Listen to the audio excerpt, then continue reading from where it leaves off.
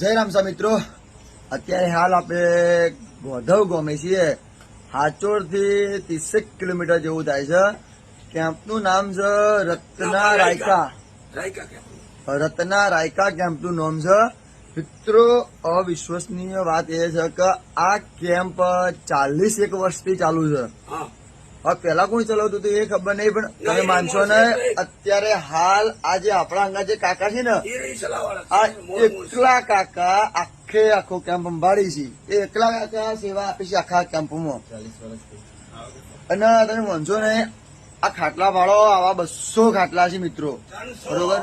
300 નાના ખાટા ની 3 વર્ષની વાત એ છોકરો ખતમ થાય.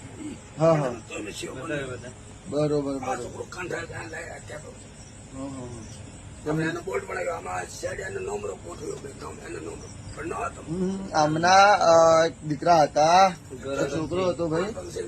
એ છોકરો જો કે એમની હારે રહ્યો નહીં, એમને એ પણ આ દુનિયા છોડીને જતો રહ્યો છે.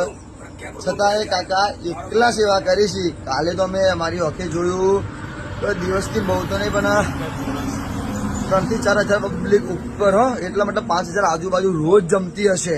તો એકલા મોણા જાતે જમવાનું બનાવવાનું. ડીશો તો જો કે ભક્તો જે જમીને મૂકી છે ધોઈ દે છે, છતાં મને લાગે છે કાકા ફરી જોતા હશે. અને આ જે બધા ખાટલા જો 300 આજુબાજુ ખાટલા છે. એ વ્યક્તિઓ અમુક તો જે ભક્તો આવી છે ને, એરા મૂકી છે આવી રીતે ગોઠવીને જઈશે, બાકી લોકો ગોઠવ્યા વગર જઈશે.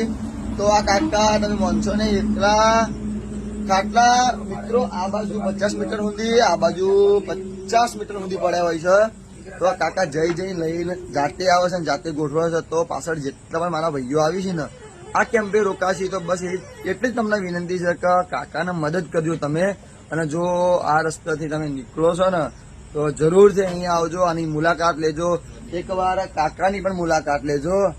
એમની સલાહ એટલે તમને એવું લાગશે કે યાર સાક્ષાત રામદેવ પીર તમને સલાહ હાલતા હોય એવું લાગશે. અમને તો લાગ્યું જ છે, પણ તમે આવજો અને કાકાની સલાહ લેજો. આપણે કાકા જોડેથી ખબરવા માંગીશું. કાકા, જેટલા પણ ભક્તો અહીંથી ચાલીને જઈશે રામદેવડા, એમના વિશે શું કહેવા માંગશો તમે?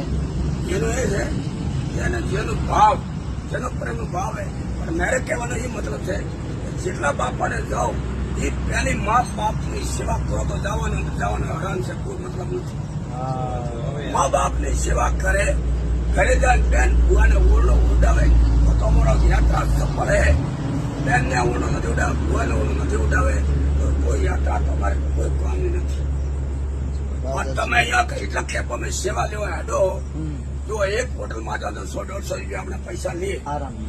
એ પૈસા આપણને એના અર્ધ પૂરા નથી, અર્ધ પૈસા આપણને વસારી યારમાં અને ભેગા કરવાના.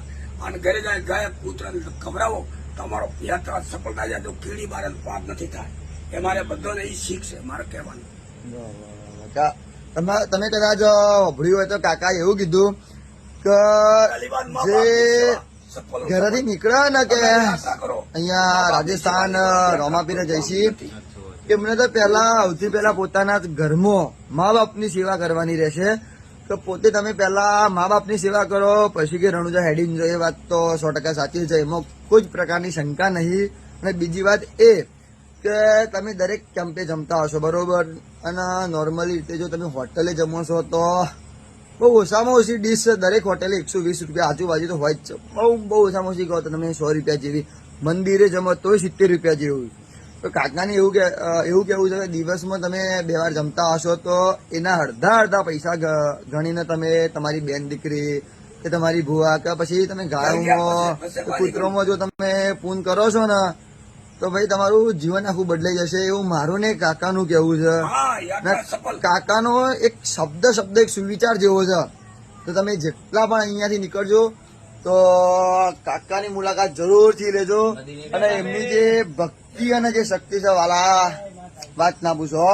તો વધુ નહીં લાડો, ફરી મળીશું આપે. જય બાબારી, જય રામસા.